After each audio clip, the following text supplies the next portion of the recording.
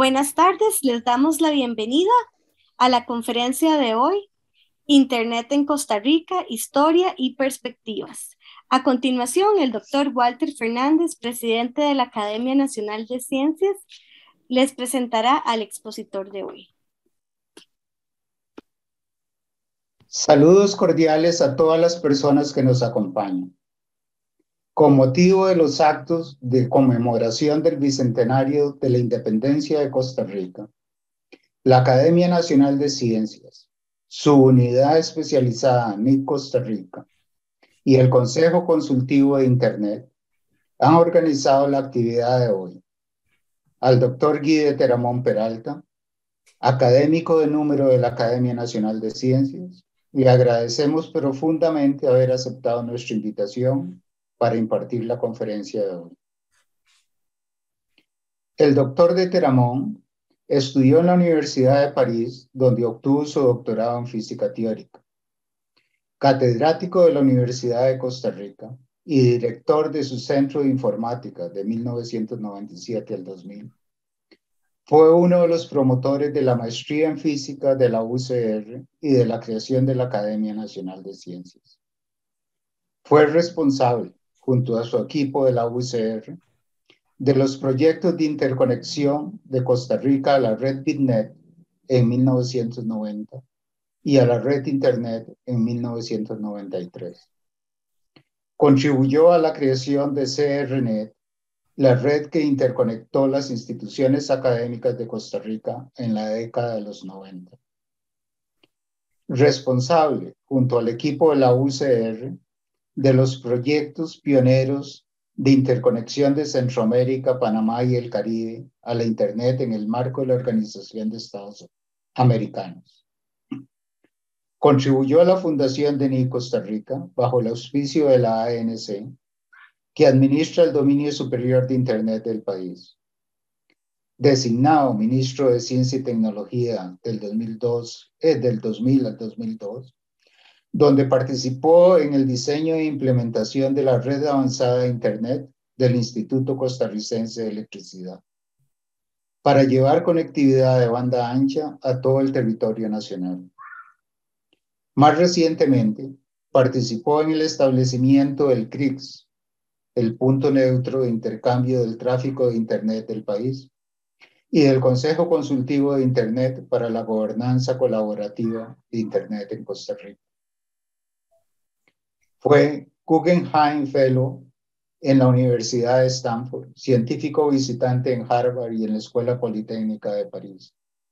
En el 2020 recibió el Wolfram Innovator Award.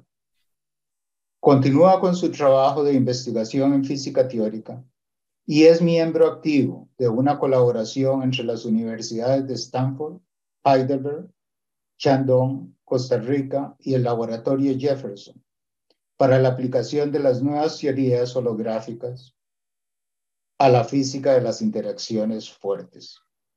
Es un gusto tener al doctor de Teramón con nosotros y le solicitamos, por favor, iniciar su presentación.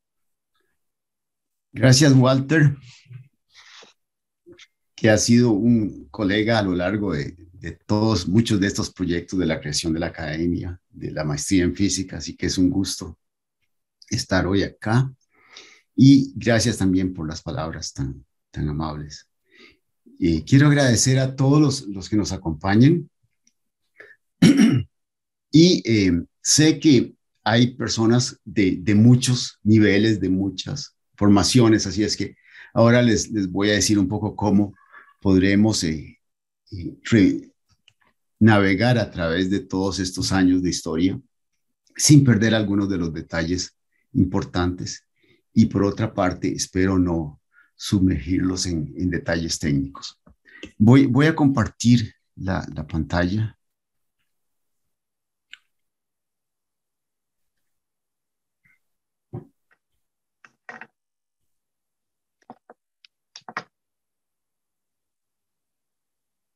Muy bien. En este momento deberían ver la pantalla completa. Se ve perfecto. Muchas gracias. Vamos a hablar sobre la Internet en Costa Rica. en los últimos 30 años, historia y perspectivas. Este artículo está basado en esta charla está basada en un artículo que el Archivo Nacional le pidió a varios miembros de la Academia de Ciencias, junto a muchas otras personas, para celebrar el bicentenario. Este es un recuento de la historia del Internet. Doctor Fernández, por ejemplo, escribió sobre la historia de la ciencia y otros miembros escribieron sobre otros temas. La conferencia va a estar en el sitio web de la Academia, de manera que no tienen por qué preocuparse de seguir cada detalle, cada cosa. Si les interesa, después pueden volver a esta presentación. Y también he puesto links, enlaces a algunos puntos, por ejemplo, a la Academia Nacional de Ciencias, al NIC Costa Rica, que administra los dominios del país, y es un proyecto de la Academia Nacional de Ciencias. El CRIX, que es el punto neutro de intercambio, el punto CR, que es el dominio superior de Costa Rica, y CCI, que es el Consejo Consultivo de Internet.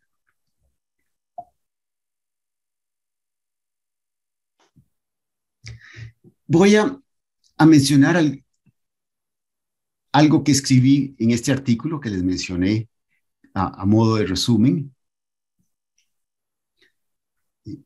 que nos sitúa un poco en esta historia, que va desde los años 90 hasta el presente.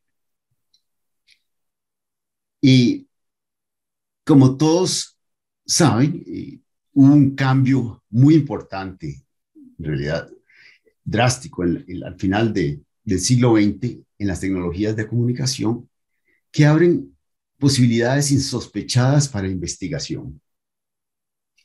En realidad, el Internet en un principio era un instrumento solo de investigación, es hasta relativamente reciente, que se extiende a todas las personas y a todo el planeta. Y estos desarrollos llevan a la Universidad de Costa Rica a establecer, a inicios de los años 90, un proyecto para que sus investigadores tuvieran acceso a estos nuevos instrumentos. Y esta iniciativa se concreta con la interconexión a la red BitNet, primero en noviembre de 1990, que es una red más simple, para la cual teníamos equipo en la universidad, y luego a la red de Internet en enero de 1993. En los años que siguen de esta década, el proyecto se extiende a todas las universidades del país. Y en el 2001, esta red, en cierta forma, y el equipo que trabajó con ella, se transforma en la red de Internet avanzada del Instituto Costarricense de Electricidad, que lleva conectividad de banda ancha a todo el territorio nacional. En esa época todavía no había apertura a las telecomunicaciones, como vamos a ver más adelante. Algo muy importante fue el establecimiento del punto neutro de intercambio, conocido generalmente como IXP, por sus siglas en inglés, Internet Exchange Point, para que todos los operadores del país puedan intercambiar su tráfico en tiempo real y localmente. Esto resultó crítico para las aplicaciones en tiempo real que ha demandado el trabajo y la enseñanza remotos, especialmente en las circunstancias actuales, en las circunstancias de la pandemia, donde se ha hecho evidente la gran brecha existente de una parte importante de la población que se ha visto marginalizada al no tener el acceso necesario a estos instrumentos determinantes para el trabajo, la salud y muy especialmente para la educación, donde esta brecha se ha hecho aún mayor.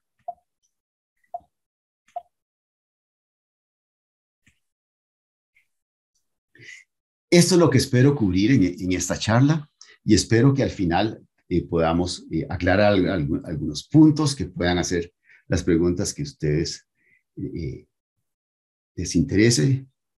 Y de nuevo, sí los insto a los que realmente se interesan a ver esta publicación que está donde puse el enlace En esa publicación se ponen las referencias a la historia del Internet en más detalle, muy en particular, a los libros y artículos que ha escrito Ignacio Siles sobre la historia del Internet en Costa Rica y en América Central.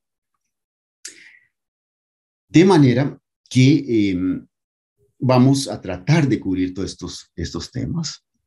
Tal vez sea un poco extensa la conferencia. Primero vamos a ver la red de Internet como modelo y su arquitectura. Aquí, sobre todo en la parte de la arquitectura, hay varios términos y conceptos tal vez más técnicos, de manera que les pido a los que no están muy al corriente o que no han seguido muy de cerca estos temas, que no se preocupen por los detalles técnicos, que después, si les interesa, pueden volver a este artículo que les menciono o a esta presentación, donde hay referencia a algunos artículos que describen todas estas tecnologías, muchas veces en forma bastante simple. Vamos a ver el desarrollo del Internet en Costa Rica en 3 periodos, del 90 al 2000, del 2000 al 2008, desde 2008 al presente. ¿Por qué estas divisiones? Ya lo vamos a ver en detalle. En particular, el 2008 es el año donde se abren las telecomunicaciones en el país, lo cual tiene implicaciones importantes. Y vamos a ver el punto neutro de intercambio de tráfico de Internet, que como les digo, jugó un rol y está jugando un rol muy importante, no solo en la pandemia, sino en la pospandemia. Después veremos brevemente el Consejo Consultivo de Internet y algunas consideraciones finales. Bueno, la Internet es uno de los sistemas que se ha estudiado más en el mundo. Las estadísticas van en todo sentido, las representaciones son múltiples, pero es uno de los sistemas más estudiados tal vez en la historia de la humanidad. Y aquí tenemos una idea de cómo funciona la Internet. Es una descripción algo simple, pero tenemos aquí algo que es la fuente. Alguien o un grupo de personas que están trabajando cerca de esta área y cada una de estas, cada color representa una red distinta. Todas son redes independientes que interactúan entre ellas. Y como pueden ver, esta persona está recibiendo una respuesta de los servidores y las redes en la red a la que pertenece, pero también de otras redes.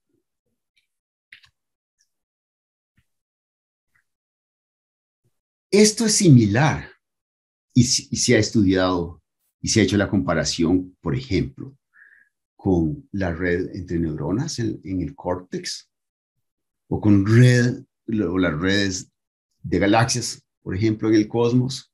Tienen cosas en común, claro, no son idénticas, las características son diferentes y vamos a ver cómo se puede cuantificar en cierta forma el comportamiento de una red. En este caso, yo le he enseñado este diagrama a algunos colegas y a ver qué creen que es, y algunos me han dicho que representa el córtex. Bueno, en realidad es similar a la sinapsis entre las neuronas. Como sabemos, el orden de magnitud son 10 a la 11, o sea, 100.000 millones de neuronas en el cerebro humano, donde la información se transmite por medio de conexiones químicas o eléctricas. En la Internet, en cambio, en el Internet global, la información fluye libremente por las rutas más favorables a través de 90.000 redes que utilizan los protocolos de comunicación, veremos después, el TCP/IP, para unir unos 5.000 millones de usuarios, o sea, un 65% de los habitantes del planeta. Imagínense esta imagen donde no tienen 4 o 5 redes. Es difícil de visualizar, pero la Internet sería este mismo esquema, solo que en vez de 4 o 5 son 90.000 redes. ¿Cómo es que puede funcionar esta red de una forma tan extraordinaria. Hay que decir, sin embargo, que la penetración de la Internet y el acceso en realidad, en general, a las nuevas tecnologías varía significativamente por región y por país. Veamos un par de gráficos para ilustrar esto. Por ejemplo, aquí ven la conectividad. Este es un gráfico de conectividad. Puedo explicarles más cómo se midió esto. Donde ven una actividad enorme en la costa oeste, perdón, en la costa este de Estados Unidos, en el norte, en Europa, en la región pérsica, en la región de China, en Australia, Sudamérica. Aquí estamos nosotros. Pero al menos cuando se hizo este estudio, hace ya varios años, el continente africano, aparte del sur, estaba prácticamente desconectado. Así es que no solo hay una parte importante de la población, sino que la calidad del acceso al Internet varía considerablemente por país, por región y por continente. Este otro mapa nos muestra más de lo mismo. Este es un estudio muy interesante que hizo la Universidad de Oxford, donde cada punto en este mapa representa un punto georreferenciado por Wikipedia, que es este extraordinario sistema de información que estoy seguro que todos ustedes usan muy a menudo. También, como pueden ver, hay una correlación muy importante entre países y lenguas. Por ejemplo, en rojo es puntos referenciados en inglés, en amarillo en persa. Mira qué interesante, aquí la región pérsica. En francés, en hebreo y en Swahili. Como pueden ver, son sitios referenciados en la lengua Swahili. En este estudio no aparece ni China ni Rusia, que son países que naturalmente han crecido mucho en este tipo de tecnologías. Bueno, ¿cuál es el modelo del Internet? Y para darnos una idea, les pongo acá un gráfico que es uno de los servidores de Google, de la nube de Google alrededor del mundo. Un centro grande de Google tiene unos 10 o 15 de este tipo de estructura. En realidad, como pueden ver, nos dice lo masivo que se vuelve, puesto que están alimentando la información de 5.000 millones de personas. Solo los requerimientos en agua que requiere un centro de estos son enormes. Los centros de Google, por ejemplo, están a la par de un río o en regiones algunas veces más hacia el norte o hacia el sur para utilizar menos energía para enfriar sus servidores.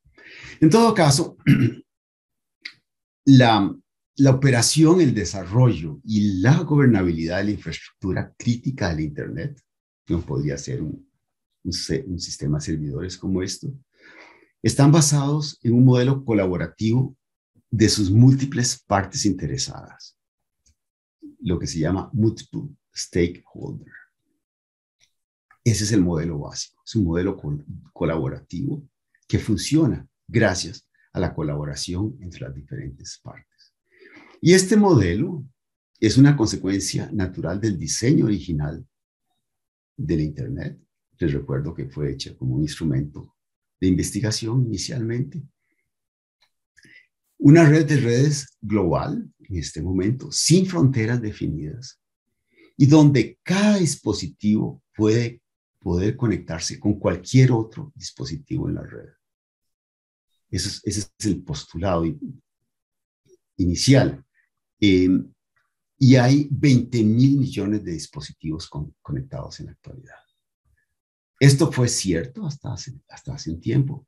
No es del todo cierto en el momento, puesto que sabemos que hay países que limitan la información y muchos dispositivos y servidores, etcétera, y aplicaciones fuera de su país no son permitidos. Entonces vemos cómo el modelo y la arquitectura del Internet constituye su fortaleza, pero a la vez un desafío creciente. Y esto es todo un tema en sí, puesto que este desafío viene del hecho, primero, que el Internet en muchos lugares no está abierta a todas las aplicaciones, que fue hecha por un grupo de científicos en un entendido de confianza entre unos y otros, de manera que al principio la seguridad no era algo que fuera muy relevante. En este momento es fundamental. Y también tenemos, y eso también se puede hablar por horas de esto, de algunas aplicaciones que han permitido, pues en cierta forma, manipular la opinión pública, ese tipo de cosas. De manera que hay desafíos muy importantes. Pero en esta charla vamos a hablar sobre todo del Internet como un instrumento. Muy bien. Esta es la parte, tal vez sea un poquito técnica, pero es cuestión de revisar un poco después y van a ver que es muy, muy claro. La arquitectura del Internet, los protocolos fundamentales del Internet, que se conocen como TCP/IP, fueron desarrollados por Vint Cerf, que estuvo aquí en Costa Rica una vez para la conferencia inaugural de la UCR, y Robert Kahn. La Internet es una red de conmutación de paquetes, en contraposición con las tecnologías anteriores basadas en conmutación de circuitos. Solo esto hace cambiar el mundo.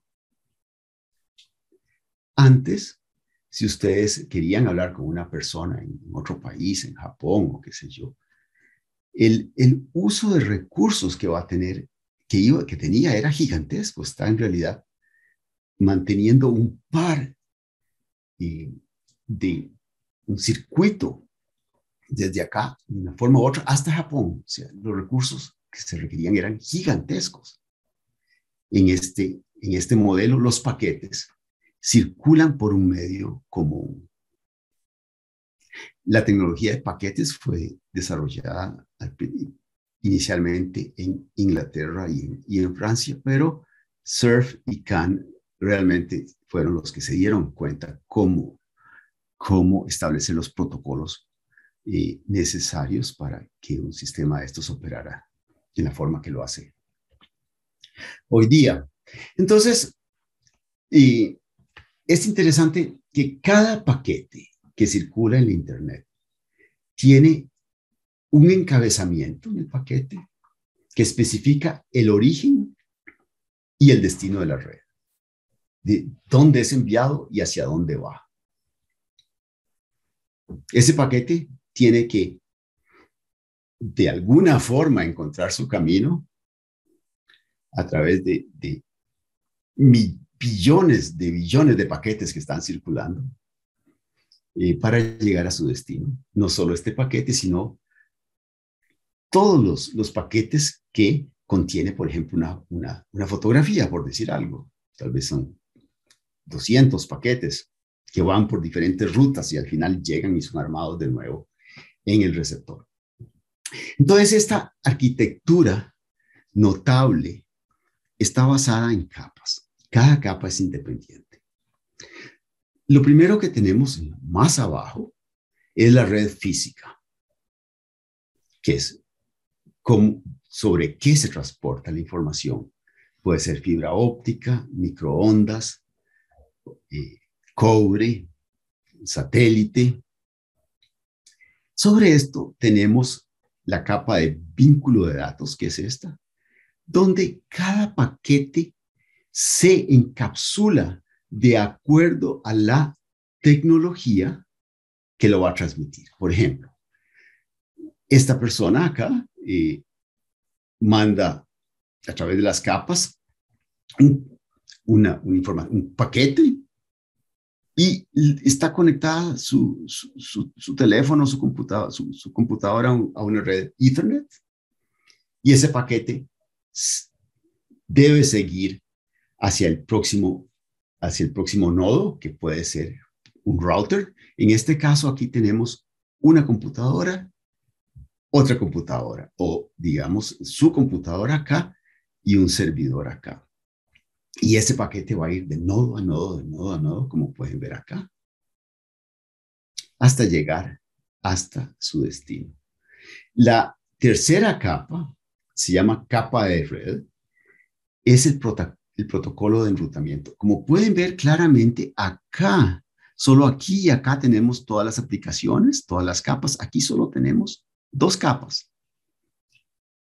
Y la capa 3, que es el protocolo de enrutamiento, simplemente dice por dónde va a ir ese paquete.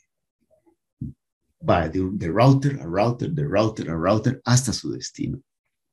Y una vez que llega a su destino, opera el otro protocolo que está en la capa 4, que se llama el protocolo TCP, o Transmission Control Protocol.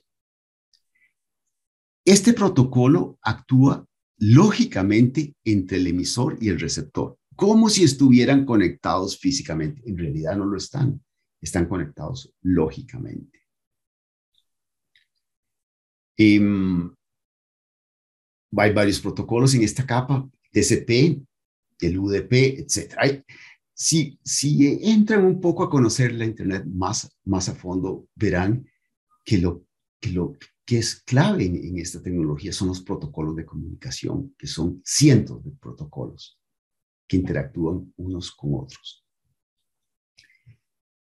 Y finalmente está la capa de aplicación, que es la que está debajo del usuario. Si usted quiere, aquí está el usuario del nodo A y aquí está el usuario del nodo B. ¿Y qué es lo que tenemos en la capa de aplicación? Pues tenemos el correo electrónico, el HTTP, que es el Hypertext Transport Protocol, que es el web, que fue desarrollado en el CERN por Tim Berners-Lee, que es lo que transformó al Internet totalmente, porque antes de eso, la manera de interactuar con la Internet era a modo de teclado y etcétera. La Internet permitió que con solo mover el ratón y hacer un clic, usted está accesando información que está en diferentes lugares del mundo.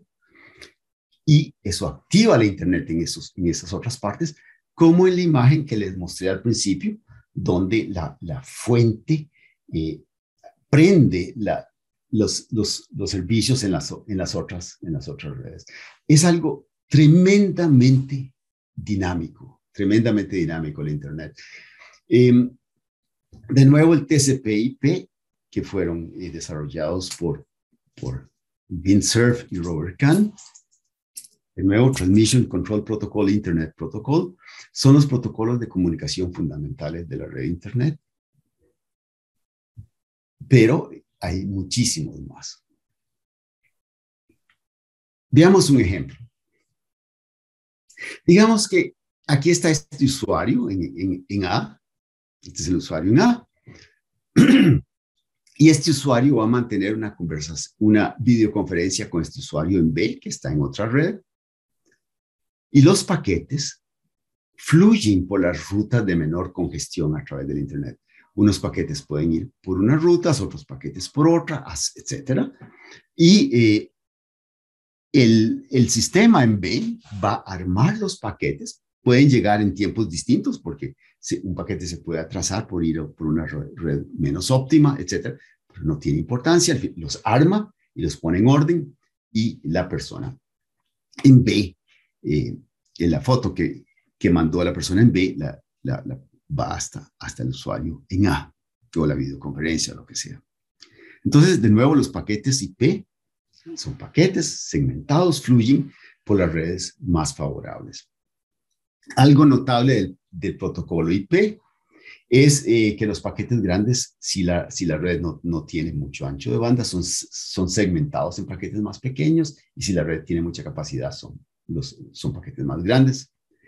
Bueno, pero al mismo tiempo este usuario en A puede leer su correo en C, consulta un servidor en D, y algo notable es el protocolo TCP y TCP.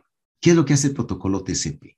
Bueno, por cada paquete que A recibe, digamos de C, A le manda un paquete pequeñito, muy pequeñito, diciendo recibí el paquete anterior. De manera que así se hace el control del tráfico, no es con equipo dentro de la red, que eran los modelos anteriores, lo cual hacía que la red colapsara por el overhead que daba el controlar el tráfico punto a punto. De manera que si C no recibe el paquete de recepción, no le manda más tráfico. O de esa manera es como un tubo que se abre o se cierra en forma automática. También puede llegar un paquete defectuoso a A y A le dice a B, no recibí tal paquete, mándelo de nuevo. De manera que el control de tráfico y las aplicaciones están en los bordes de la red. Son bordes dinámicos. Y eso quiere decir que esta arquitectura del Internet, por medio de los protocolos TCP/IP, es una arquitectura escalable. ¿Y qué significa escalable? Quiere decir que no tiene una escala definida. ¿Qué pasa si fuera una escala definida? Por ejemplo, el número 15.150. Quiere decir que a partir del nodo 15.150 el sistema se cae. Ya no puede crecer más. Como la Internet tiene una arquitectura escalable, puede crecer indefinidamente. Naturalmente tiene que escalar. Si tengo más usuarios, tengo que tener más routers, etcétera, o aumentar el ancho de banda de las conexiones. Pero en principio, la Internet puede crecer indefinidamente. Bueno, esto es algo que voy a ver rápidamente, pero puesto que lo vamos a usar, lo vamos a necesitar después para entender más el punto neutro de intercambio. Resulta, como vemos, hay 90.000 redes, cada red tiene miles de nodos, y yo quiero mandar un paquete de acá a Corea. Y no quiero que ande rebotando por toda la Internet antes de llegar a su punto. Entonces,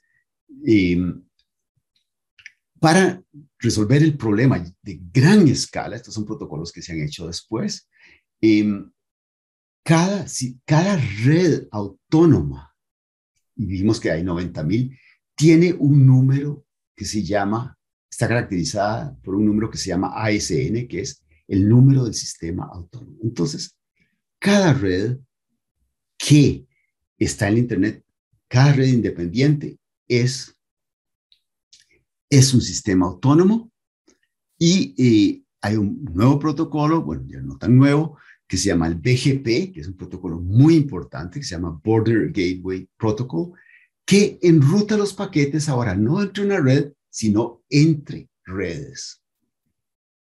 Y eso es importante para el punto de intercambio, como veremos después. Y entonces, como pueden ver en esta figura, que representa los sistemas autónomos del Internet, en principio deberían haber 90.000 puntos en este diagrama, creo que han quitado algunos porque si no, no cabría. Está representada la Internet, mejor dicho, las redes independientes o autónomas caracterizadas por el AS, que quiere decir el Autonomous System Number, y esta es la representación. Y esta es una representación similar a la que usan el estudio de cualquier entidad que sea una red, por ejemplo, una red de individuos o la red de la corteza cerebral. Hay un elemento que se llama el K-core o core-ness. O sea, core, que es el núcleo, ness, estar cerca. ¿Qué tan cerca está usted del núcleo? Y resulta, y no voy a insistir mucho en esto, que el K-Core se define este índice como el máximo grupo de entidades conectadas al menos a otras K entidades en el mismo grupo. Como pueden ver, es un concepto de contigüidad, qué tan cerca se está de los otros. Este tipo de análisis fue, por cierto, desarrollado por los científicos sociales que querían estudiar qué tan influyente es una persona, con cuáles está conectada directamente, con cuáles más lejos. De manera que acá hacia afuera son las redes que tienen una gigantesca conectividad con las demás. Aquí hacia la periferia son redes que están conectadas con una o dos. Y este es el caso que teníamos antes para el país, antes de la introducción del punto neutro de intercambio. Bueno, el tiempo pasa de manera que voy a tratar de avanzar un poco.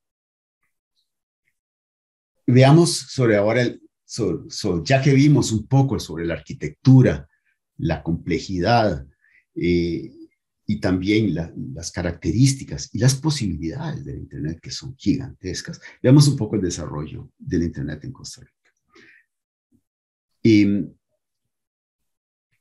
Al finales de los años 80, cuando comenzamos estos proyectos en la Universidad de Costa Rica, el Instituto Costarricense de Electricidad tenía una de las infraestructuras de electricidad y telefonía fijas más importantes de Latinoamérica. Y esto fue un elemento muy importante para lograr implementar estos proyectos.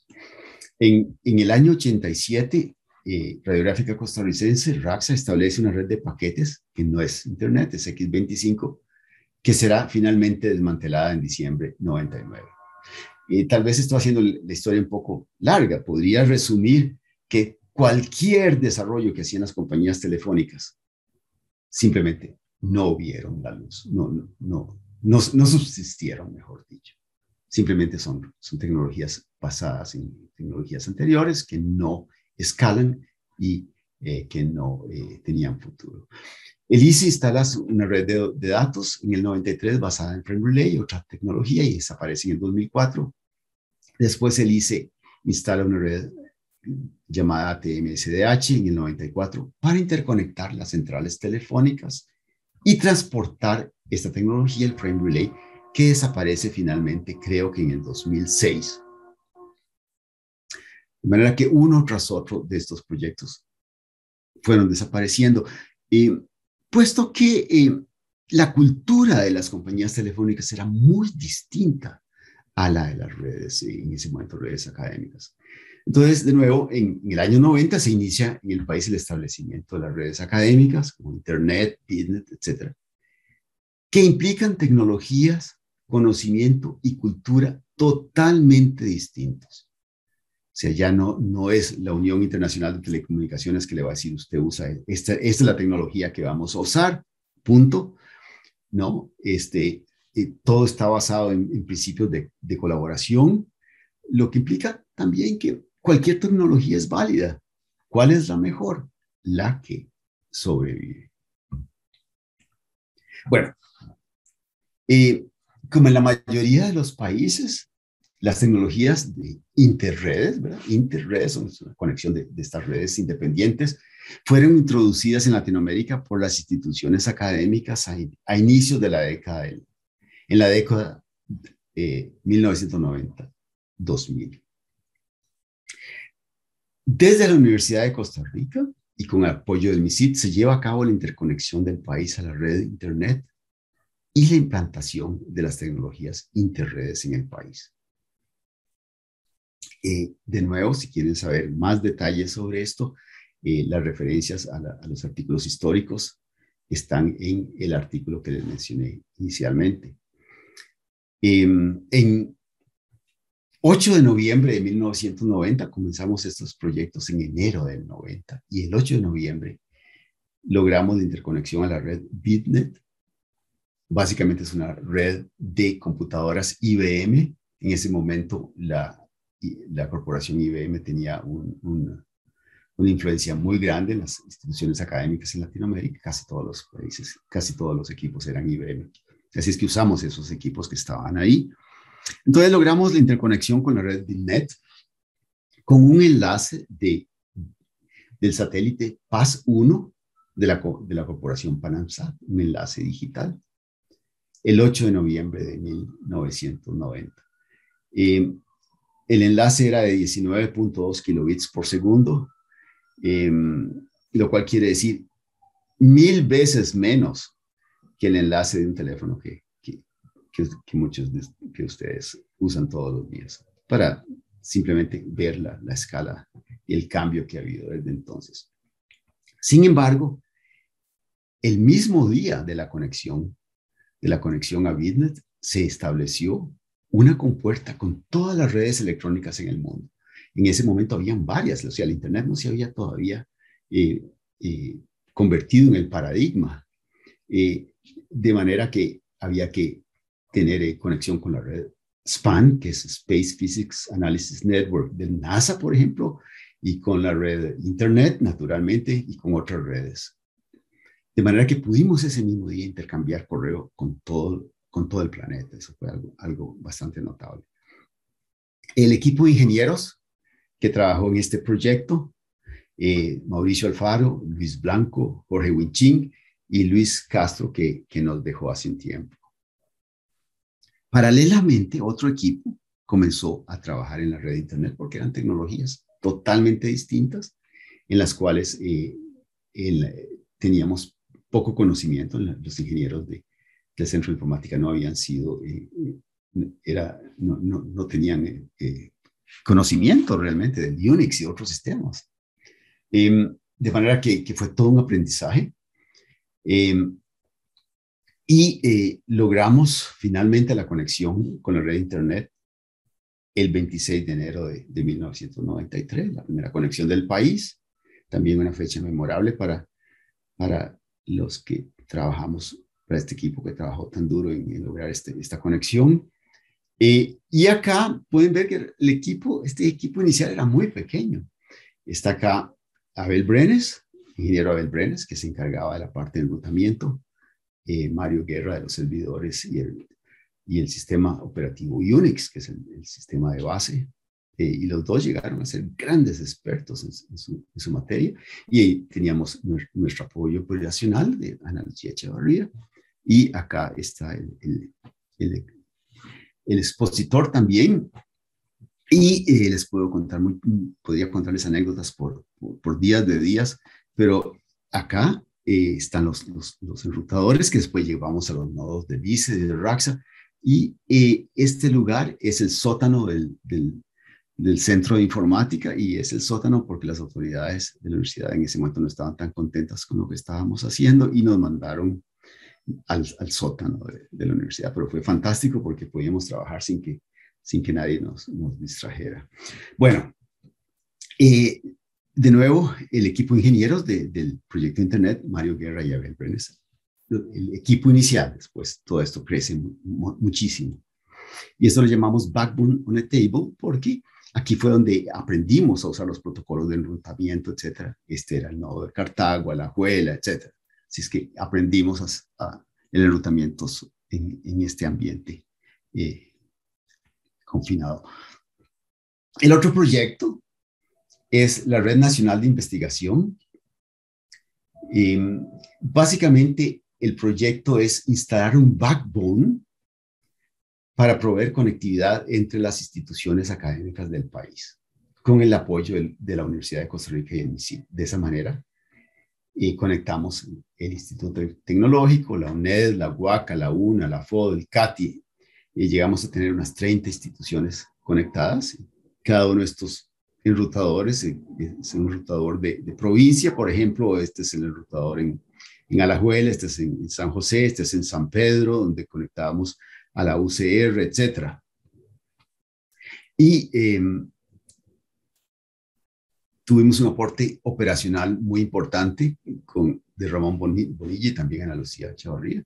Y cuando digo soporte operacional, no solo es algo muy, muy sofisticado, muchas veces la mitad del tiempo se nos iba en ir a las otras instituciones a cobrar su contribución porque de otra manera no podíamos pagar la conexión del satélite. Y la OEA por cierto, esta red es la primera red país con protocolos IP de América Latina y se inaugura en el 93. Y la OEA le hace una donación al MISID de la antena satelital que fue instalada en la Universidad de Costa Rica para ampliar la capacidad de esa red. Mientras tanto, RACSA empieza a operar su red comercial en abril 94. Fue una colaboración y comenzamos a trabajar en ese momento con los ingenieros de RACSA y al principio hasta les prestamos el equipo que teníamos para que experimentaran con la red de Internet. La Universidad de Costa Rica tiene un rol muy activo luego en el marco de la Organización de Estados Americanos en las conexiones pioneras de Centroamérica y el Caribe. Nicaragua, 94, Panamá, 94, Honduras, 95, Jamaica, 95, la red Mayanet de Guatemala, 95, Salvador, 96 y Belice, 97. Así que, como pueden darse una idea, fue una época muy activa, muy interesante. Al menos para mí fue algo extraordinario poder trabajar con gente tan talentosa como los ingenieros de estos equipos de la Universidad de Costa Rica y ver que el país podía hacer cosas en forma bastante independiente. Bueno, seguimos llegamos al año 2000 y en ese momento fue cuando me tocó tomar el Ministerio de Ciencia y Tecnología y pues básicamente conocíamos las tecnologías, teníamos un equipo extraordinario, de manera que el paso que seguía era colaborar con el ICE en implementar una red que abarcara todo el país. O sea, el paso natural. Siguiente, de manera que en noviembre de 2000 el MISID propuso el proyecto de la red de Internet avanzada como solución a la conectividad del país, mediante el despliegue de una red de alta capacidad. Y lo llamábamos red avanzada porque era una red que utilizaba los conceptos más modernos que todavía se usan hoy día y están basados en lo que se llama el protocolo MPLS, que significa Multi-Protocol Label Switching, que es una red, una arquitectura de red escalable de nuevo, pero independiente de las tecnologías existentes, de manera que podía integrar todas las tecnologías, y es la tecnología que hoy día utilizan las grandes compañías telefónicas. Entonces, de nuevo, el proyecto incorporó esta iniciativa en especial al ingeniero Abel Brenes, que les mencioné antes, y al ingeniero Luis Diego Espinosa del equipo de la UCR, para el diseño de la nueva infraestructura en colaboración con los ingenieros del ICE. Y acá está un esquema del proyecto que está basado en un backbone de gigaenrutadores, un nivel, una capa de distribución y finalmente una capa de acceso. El acceso podía ser de fibra óptica para alguna compañía que tuviera fibra óptica o para el usuario final en ese momento. Utilizamos la infraestructura de cobre de la red de alta capilaridad del ICE. De manera que pudimos implementar un proyecto de forma muy rápida. Es de esta forma que llevamos a cabo la primera fase de este proyecto en unas 3 semanas en abril del 2001, con la instalación de un anillo óptico en el área metropolitana y 700 líneas DSL. Este era una especie de proyecto piloto para probar que el proyecto era viable y funcionó maravillosamente. La segunda etapa, la segunda fase, contemplaba la interconexión ahora, no solo de un anillo en el área metropolitana, sino de las 207 centrales del ICE en el país y la instalación de 100,000 accesos DSL para el usuario final que podían aumentar a 1 millón sin problema. Pero aquí fue cuando nos encontramos con problemas bastante serios, puesto que el modelo que estaba basado en tecnologías abiertas constituyó un desafío para el dominio mantenido por los proveedores de tecnologías tradicionales. Lo que sucedió fue una presión creciente. Vimos una presión creciente para revertir el proyecto a tecnologías superadas y mucho más costosas.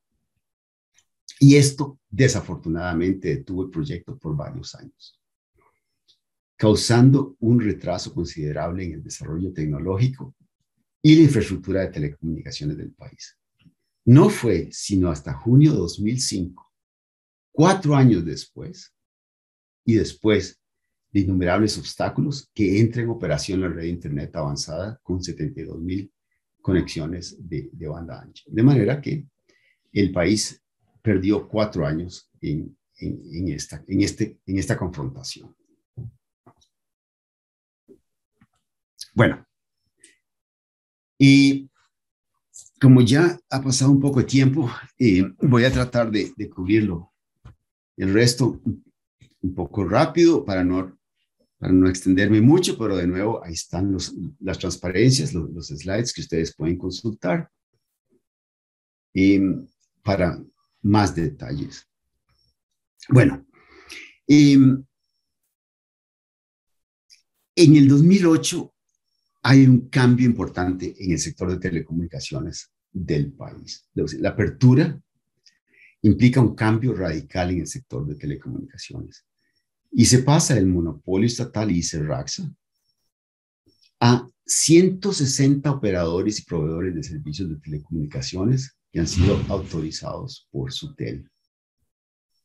De 100,000 conexiones dedicadas, se pasa a 1,000,000, lo que significa que un 60% de los hogares tienen banda ancha, pero banda ancha entre comillas, puesto que en muchos casos es por debajo de la capacidad que realmente se debería tener.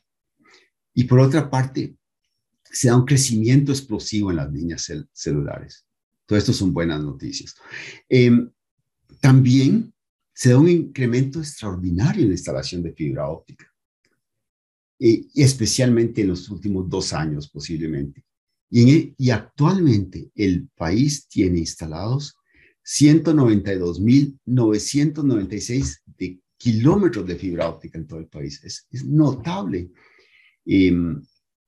Les recuerdo que cuando comenzamos estos proyectos para el año 2000, el proyecto del ICE había 5,000 kilómetros de fibra óptica. Ahora hay 190,000 kilómetros de fibra óptica. Pero a pesar de estos logros, los requerimientos durante la pandemia del COVID-19 han hecho muy evidente la brecha que existe en una parte importante de la población que no tiene acceso necesario al Internet. De manera que esto contrasta mucho con los desarrollos importantes que ha tenido el país en este tiempo. De manera que hay temas urgentes que debemos resolver. Y aquí puse 8. Y lo voy a leer porque creo que son importantes. Creo que tenemos que insistir en impulsar estos puntos que son críticos. Necesitamos un esquema tarifario que facilite y no dificulte el acceso al Internet e incentive su uso. Se requiere mayor ancho de banda y simetría en las conexiones fijas para hogares y pymes. No hay razón para que esto no se haga. Tenemos 192,000 kilómetros de fibra óptica en el país. Sí hay que insistir en una conectividad de mayor capacidad para las zonas alejadas, porque la brecha también está entre las zonas metropolitanas y las zonas alejadas. También es muy importante la conectividad de banda ancha para todas las escuelas y colegios, y creo que hay proyectos en este momento dirigidos muy ambiciosos dirigidos en este sentido. Esperamos que puedan concretarse. Necesitamos un incremento en la seguridad en un entorno de complejidad creciente. Esto es fundamental. En 10, 15 minutos son millones de colones que van de un banco para otro, de una cuenta a la otra. La seguridad se ha vuelto fundamental.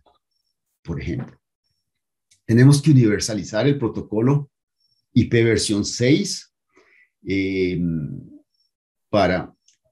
actualmente usamos el protocolo IP versión 4, pero tiene un número limitado de direcciones para que todas las aplicaciones puedan para poder disponer de suficientes direcciones para todas las aplicaciones. Y el protocolo IP versión 6 es mucho más seguro porque permite trazar los paquetes.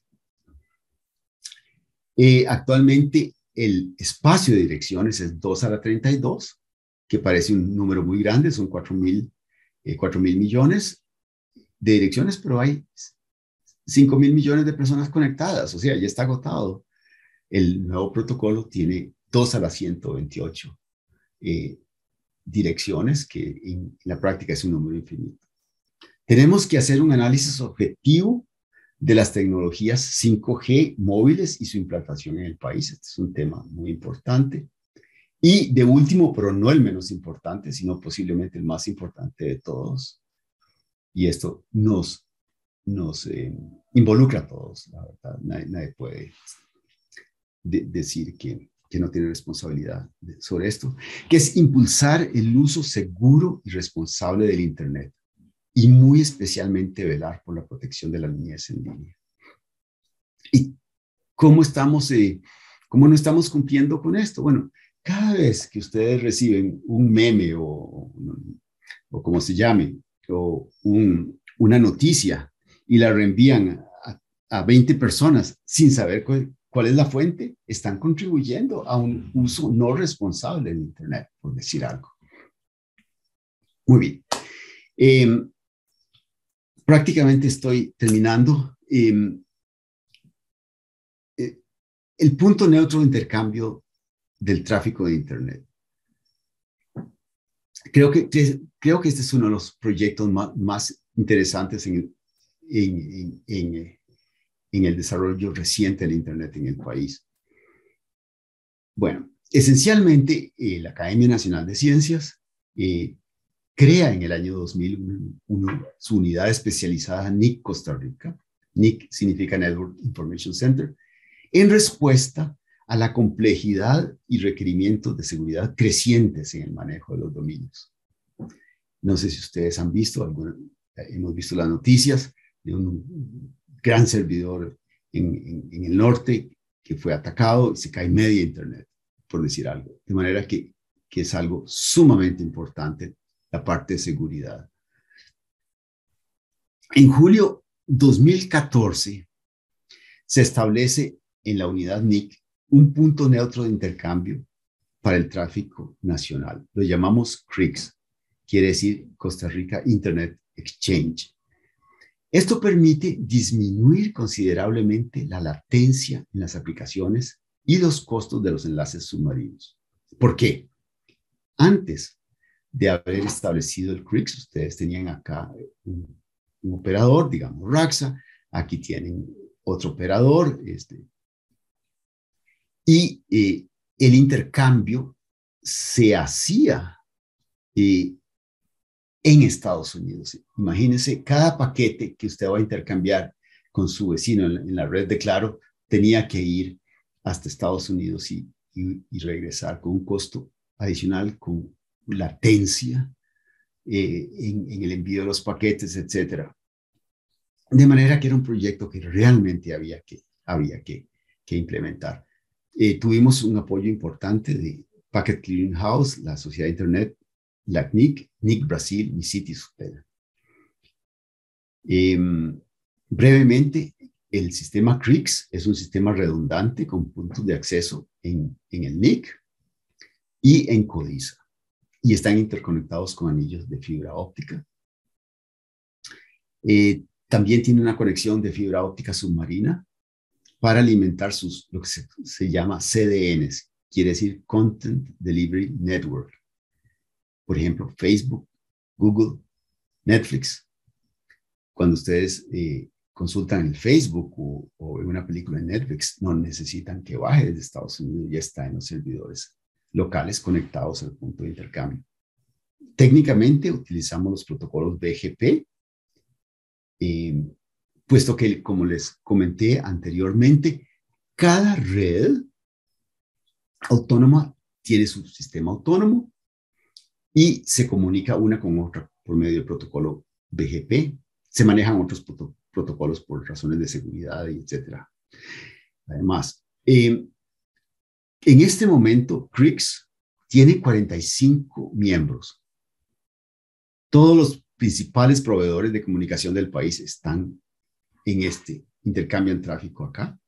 El más reciente en haberse conectado fue Raxa. Y tenemos 6 CDNs, Google, Akamai, Netflix, etc.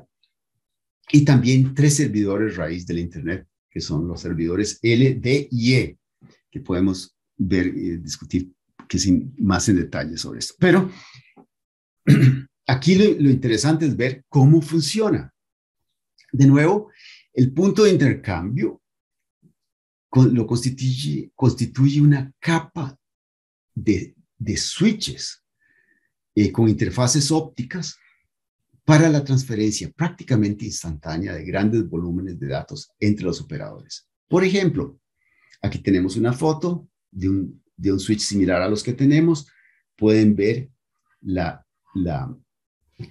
fibra de transmisión, la fibra óptica de transmisión, la fibra óptica de recepción. Este es un operador que está interactuando en forma instantánea con los otros operadores, en los 45 que tenemos. Cada miembro del CRIX es un sistema autónomo independiente, de manera que la conexión directa entre estos 45 hace que en el gráfico que vimos anteriormente, donde nuestros operadores estaban en la periferia, se acerquen más al centro, porque ahora es un sistema con un índice de conectividad mucho más alto. Bueno, este es un punto muy interesante, que son las estadísticas. De nuevo, el punto neutro de intercambio es un proyecto que es fundamental para las aplicaciones en tiempo real, que demanda el trabajo y la enseñanza remotos, predominantes durante la pandemia del COVID. ¿Por qué? Porque está el profesor impartiendo su lección, lo vimos, y está su clase, hay 30 alumnos o 20 alumnos, y pertenecen a diferentes, sus casas están conectadas a diferentes operadores. Entonces, si no tuviéramos el CRIX funcionando y no lo hubiéramos tenido funcionando durante la pandemia, esto hubiera sido un desastre. Si el sistema hubiera colapsado, no hubiera sido posible dar enseñanza remota de la manera tan eficiente como se ha hecho. ¿Y qué sucede? Que el profesor está en un sistema autónomo, un alumno en otro está con otra red, etcétera, pero intercambian como si fuera una sola red. Es muy interesante ver estos datos, esta estadística. Antes de la pandemia, que es acá más o menos, el tráfico de intercambio era de alrededor 6 gigabits por segundo, como lo pueden ver acá en esta escala, que es un intercambio muy, muy rápido. Es 6,000 millones de bits por segundo que se intercambian. Pero cuando comienza el confinamiento, vemos subir el tráfico hasta llegar a unos más de 20 gigabits, digamos 20. O sea, es un aumento muy, muy significativo. ¿Por qué? Porque el trabajo, las clases, etc. Pero, ¿qué sucede? En este momento ya las personas, hay menos confinamiento, ya las personas están regresando a sus trabajos, los estudiantes a sus aulas. Entonces, una posibilidad hubiera sido que el tráfico volviera a disminuir en el IXP, pero no es el caso. A septiembre de este año, el tráfico aumenta de 20 gigabits por segundo durante la pandemia a 40 gigabits por segundo en septiembre del 2021. Entonces, ¿qué nos dice esto? Bueno, una interpretación es que hay un cambio de paradigma. ¿Por qué? Porque algunas escuelas, los alumnos van 3 veces por semana y el teletrabajo, o sea, se ha descubierto que no es necesario ir todos los días al trabajo, no es necesario ir todos los días a clase, que se puede hacer un trabajo mixto sumamente interesante, y esto posiblemente no va a cambiar. O sea, la pandemia, lo único positivo ha sido el ver que no necesitamos estarnos moviendo continuamente, pasar 2 o 3 horas al día en presas y cosas por el estilo. De manera que eso es algo muy interesante. Bueno, para terminar, el Consejo Consultivo se creó en el 2012. Por cierto, en cada uno de estos, si ustedes después bajan esta charla, cada uno de estos, por ejemplo, si ustedes hacen clic aquí, va a la página del Consejo Consultivo de Internet. Si hacen lo mismo en el CRICS, pueden ver cuáles son los miembros del CRICS, cuál es su sistema autónomo. Las estadísticas en tiempo real las pueden ver. En este caso, con el CCI, Consejo Consultivo, pueden ver exactamente quiénes son los miembros, cuáles son las reuniones. En todo caso, este consejo agrupa a los diferentes sectores del país bajo la coordinación de NIC Costa Rica de la Academia de Ciencias. Y de nuevo está basado en el modelo de múltiples partes interesadas, como se debe gobernar el Internet. Y es un punto de referencia en materia de gobernanza de Internet. Otros países han tomado este modelo como un modelo que opera muy bien. Y el objetivo es fomentar la discusión sobre el desarrollo y las políticas de Internet en Costa Rica como medio de contribuir al desarrollo del país. Brevemente, hay 9 sectores: académico, telecomunicaciones, gobierno, poder judicial, proveedores de acceso a Internet, sociedad civil, sector comercial, sector turismo, sector financiero. Es muy interesante. Por ejemplo, en el poder judicial tenemos a la OIJ, que es uno de los miembros más activos, puesto que se discute con los ingenieros problemas de seguridad, cosas por el estilo, de manera que es algo muy importante que el país cuente con un consejo que puedan discutirse los problemas en forma abierta. Este es un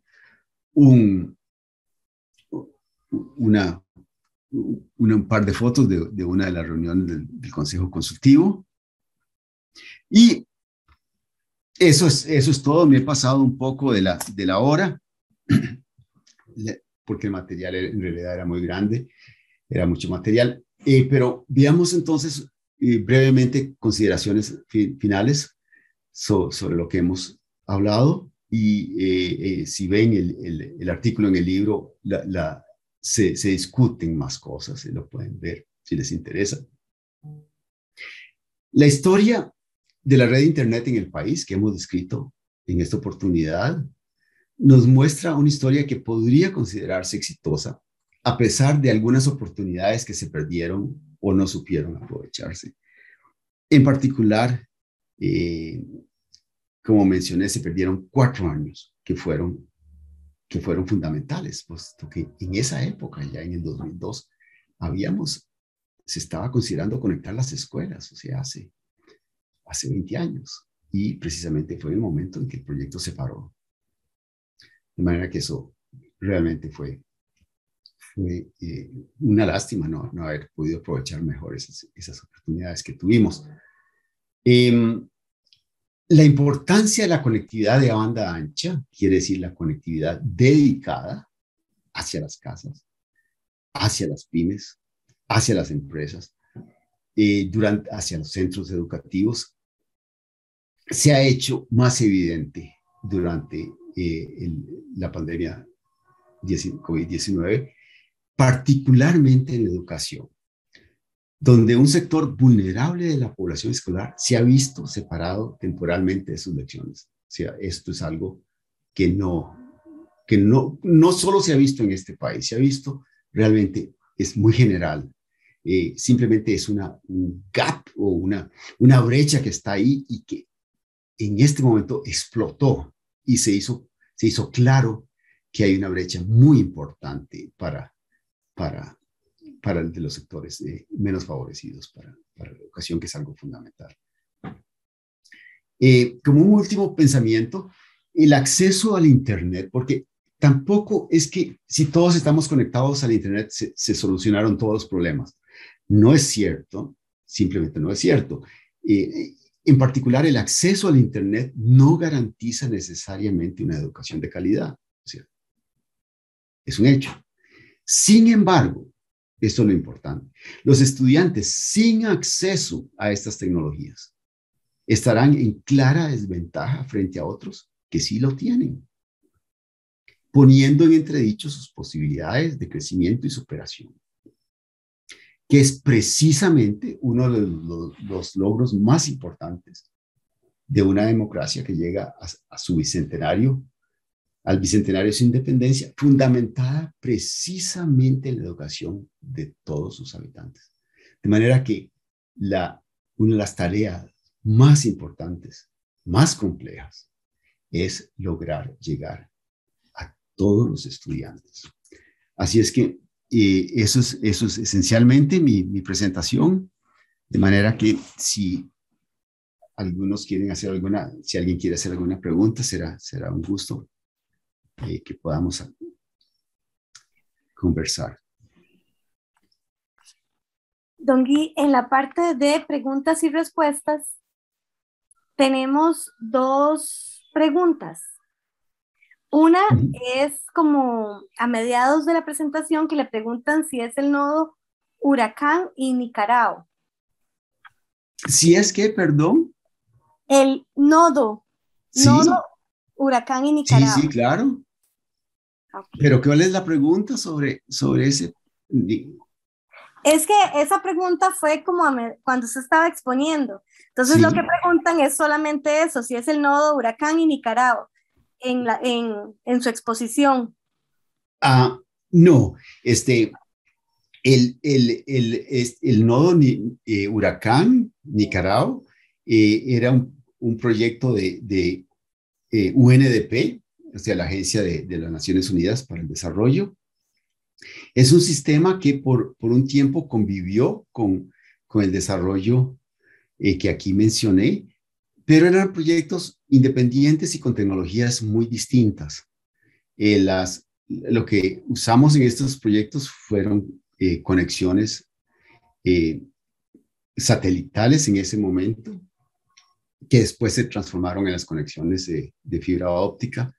El otro proyecto que tenía también su interés, sobre todo al inicio, es un proyecto, es una tecnología que lo que usa es un almacenamiento y reenvío de paquetes por la línea telefónicas.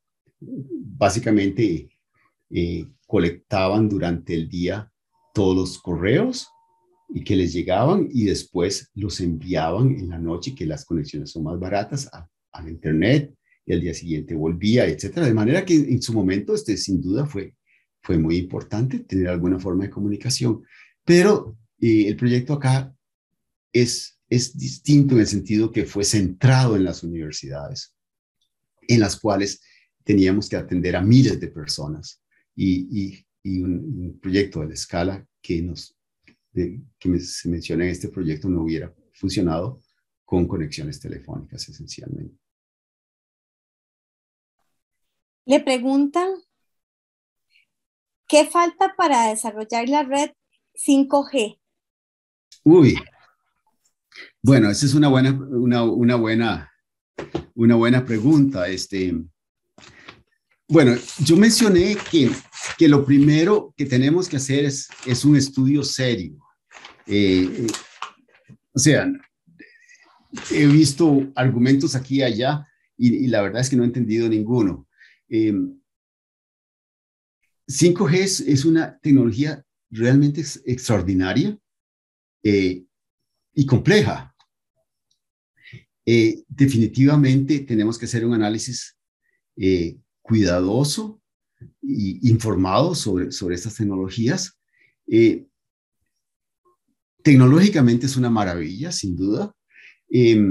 Es algo más complejo que la 4G, porque la 4G está en una sola frecuencia. Todos los teléfonos que están en 4G utilizan la misma frecuencia o cercanas. Mientras que la tecnología 5G utiliza 3 bandas. Una banda baja, una banda media y una banda de frecuencias altas. La frecuencia baja es igual que la de 4G, entre los 600 y 850 MHz. Sin embargo, la tecnología, el encapsulado de los paquetes, está tan eficiente que las velocidades que se logran son mucho más altas, aún en esa frecuencia.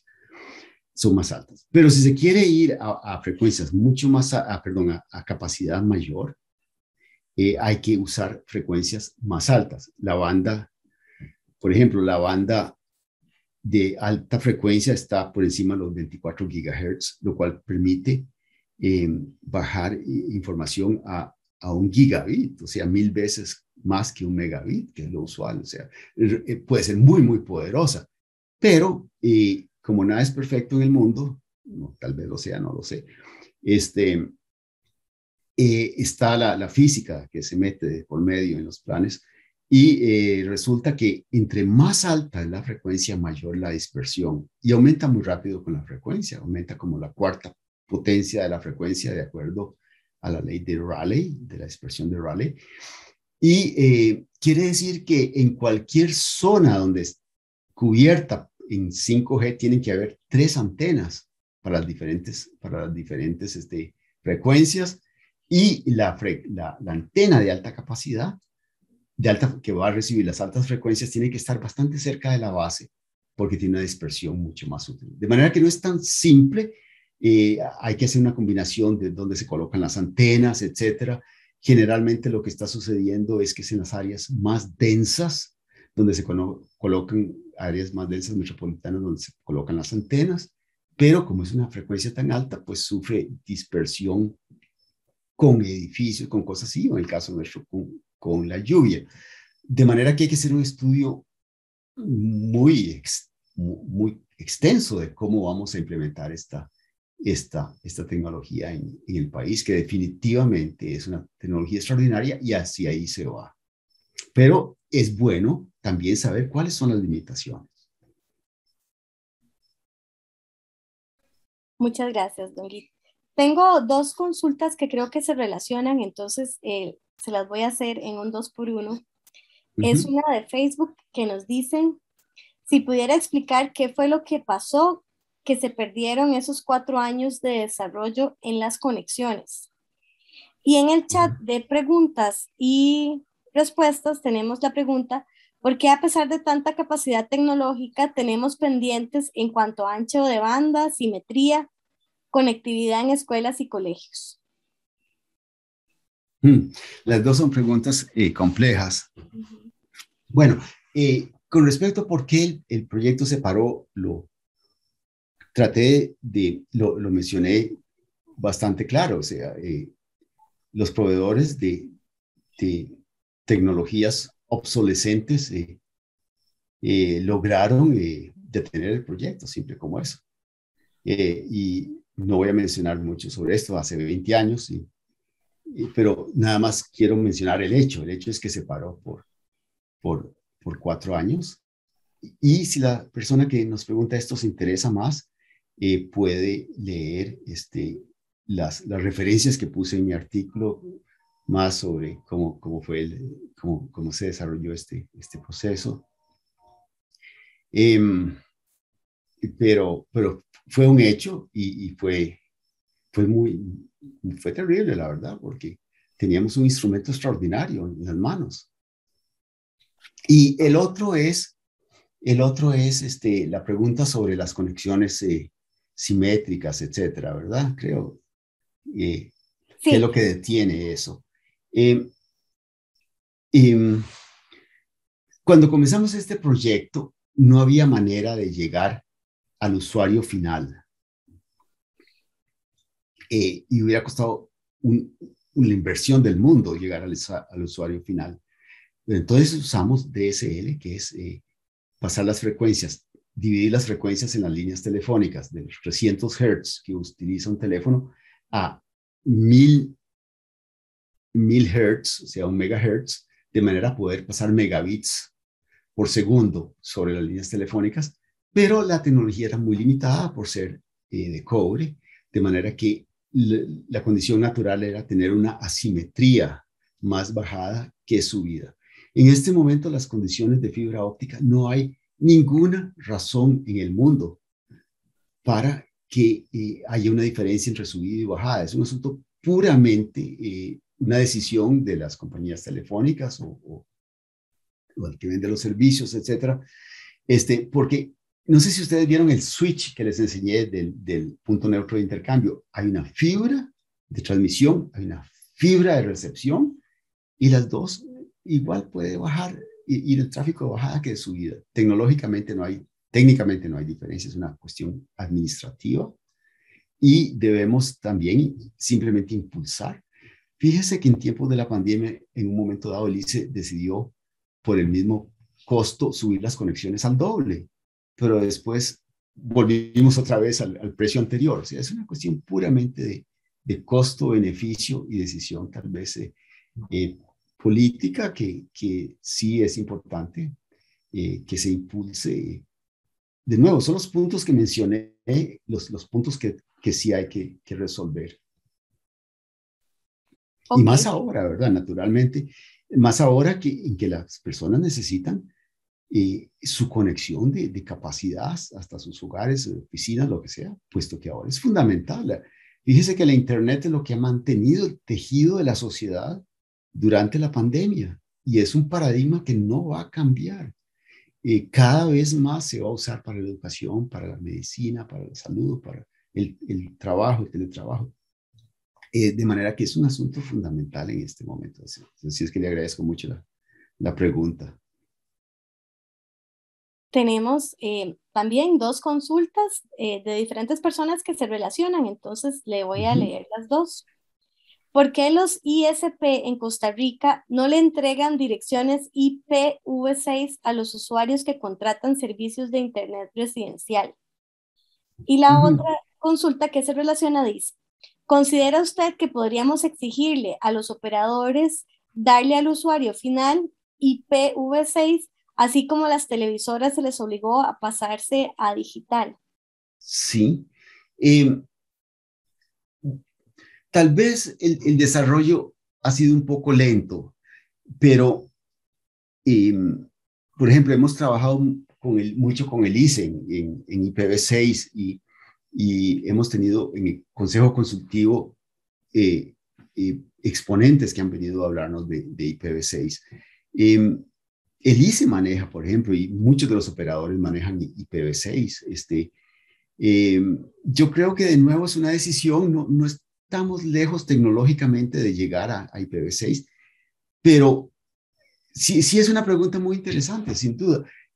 Déjeme decirle de un país en el cual se exige el IPv6 y es Bélgica. Simplemente, no solo es mucho más eficiente,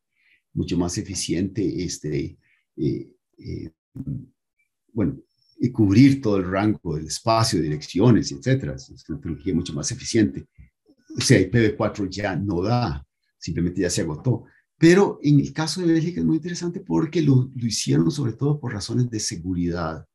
Si alguien hace un ataque contra el servidor de un banco, de una institución, etcétera, se pueden trazar los de dónde viene ese ataque. Solo para los que se interesan en IPv6, les recuerdo que cada dispositivo que está conectado al Internet tiene lo que se llama una dirección MAC. La dirección MAC son 2 a la 64 bits. quiere decir que cada equipo, cada interfase que se conecta a Internet es única. Y el direccionamiento IPv6, la mitad de la dirección es el MAC address de su computadora, de su teléfono, que es única, y los otros 64 bits, 2 a la 64, perdón, es el espacio de direccionamiento. De manera que si a usted le llega un paquete IPv6, usted puede no solo trazarlo, sino se puede saber exactamente de qué interfase vino, de qué computadora vino, de qué equipo vino, de manera que es muy interesante para la seguridad, ¿verdad? Y en ese sentido sería interesante que un ministerio de Ciencia y Tecnología, por ejemplo, estudie más a fondo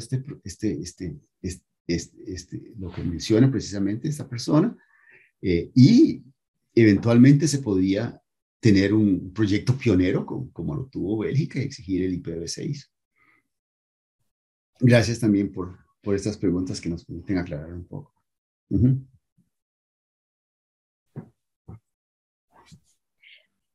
¿Considera usted que el uso de tecnologías inalámbricas, específicamente la evolución en tecnologías satelitales, sea una buena opción para minimizar la brecha digital en zonas rurales, o se inclina por el desarrollo de redes fijas basadas en fibra óptica? Si no hay manera de llegar a una población y la gente va a estar aislada, tal vez la respuesta sea que son dos cosas paralelas. Si hay una población que esté aislada y se va a tardar un año en llegar con fibra óptica, pues fantástico poner un plato y recibir una señal satelital, porque es un problema que se resuelve en 10 minutos. Pero la fibra óptica simplemente no tiene comparación. No hay nada que pueda aproximarse a la fibra óptica. Y eso también son las leyes físicas. Nada más, no he querido mencionar mucho esto, pero está el teorema de Shannon-Hartman, que fueron los fundadores de la teoría de la información, y esencialmente, es una relación entre los bits por segundo, y la frecuencia del medio de transmisión. Hay aspectos como el ruido en la línea, todo eso, pero esencialmente quiere decir que un bit por segundo se puede transmitir en una línea que tiene una frecuencia de una oscilación por segundo. Y ese es el máximo, un máximo calculado por este famoso teorema. Quiere decir que en una línea telefónica, cuando la voz tiene alrededor de 300 oscilaciones por segundo, es la frecuencia que usan los teléfonos inalámbricos,